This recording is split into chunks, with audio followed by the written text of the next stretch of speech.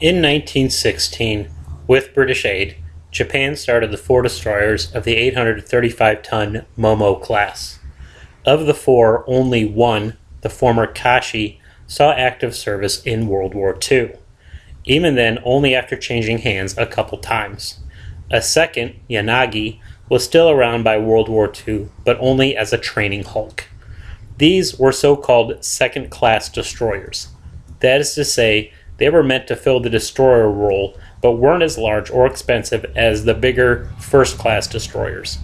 Later, of course, as the larger and way better Fubuki-type special destroyers took over the front lines, the remaining first- and second-class destroyers were relegated to escorts, effectively making them destroyer escorts/frigates/corvettes.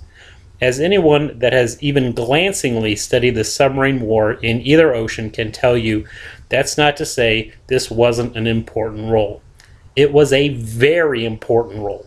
In both oceans, you had an island nation almost totally dependent on imports from its overseas empire to feed its war machine and even people.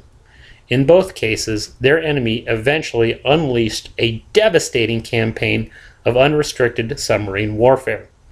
The main difference was how well they responded to it. The British Empire, on the one hand, started the war with nearly half the world's merchant ships under its flag, and that's not even counting their allies such as the US, France, the Netherlands, etc. Japan, on the other hand, started the war in the hole. That is to say, even before the war, they were reliant on their soon-to-be enemies' flagged ships to meet their merchant needs. Once the war started, enemy and even some of their own allies' merchant ships were requisitioned. In short, the British in particular and the Allies in general had more padding, whereas the loss of almost any Japanese merchant ship was keenly felt. Hand in hand with that was industrial capacity. The United Kingdom alone had more and more advanced shipyards than Japan. Even after the Depression closed some British shipyards. Again, that doesn't even include shipyards in other nations like Canada, Australia, the US, etc. As a result, the Allies were eventually able to, admittedly with some strain at times, churn out merchant ships and warships faster than the Germans could sink them, even while simultaneously repairing damaged ships and overhauling older ones. Meanwhile, Japanese shipyards were chronically overworked and backlogged. They were too few, lacked the material resources and the manpower and the technology to keep up with the demand. It wasn't that Japan didn't take the U.S. submarine threat seriously, they simply lacked the industrial ability to meet it.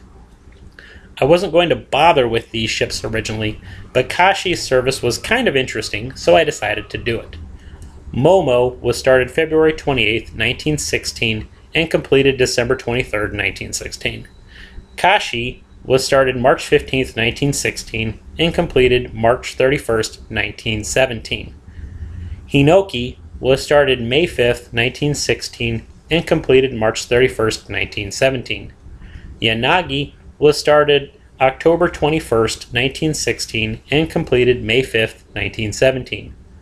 Main armament was 3 single open-mount 120mm 45 caliber low-angle guns, one at the bow, one between the funnels, one at the stern. Torpedo armament was 2 triple mounts for 6 18-inch torpedoes. As originally completed, these ships carried no depth charges, despite being built during World War I. Propulsion was provided by 4 coal-fired boilers, 2 in 2 rooms, with each room venting to one of the 2 funnels. These provided steam to the 2 turbines, which generated 16,700 horsepower. Each ran one of the 2 propellers for a top speed of 31 knots. They had 1 rudder. Like most destroyers, they had no armor to speak of. Momo and Hinoki were decommissioned May 1, 1940. That same day, Yanagi was reduced to a training hulk. Surviving the war, as such, she was finally scrapped in 1947. Kashi was transferred to the puppet Manchukuo Navy of Henry Puyi May 1, 1937, and renamed Hai Wei. There, she served as its flagship until June 29, 1942, after the Battle of Midway, when she was taken back by the Japanese for conversion into an anti-submarine escort and renamed Kari. The numbers 2 and 3 120mm guns, along with the torpedo tubes and 2 boilers, were removed. The bow 120mm gun was replaced with one capable of high-angle elevation. Depth charge racks and launchers were fitted for 60 depth charges.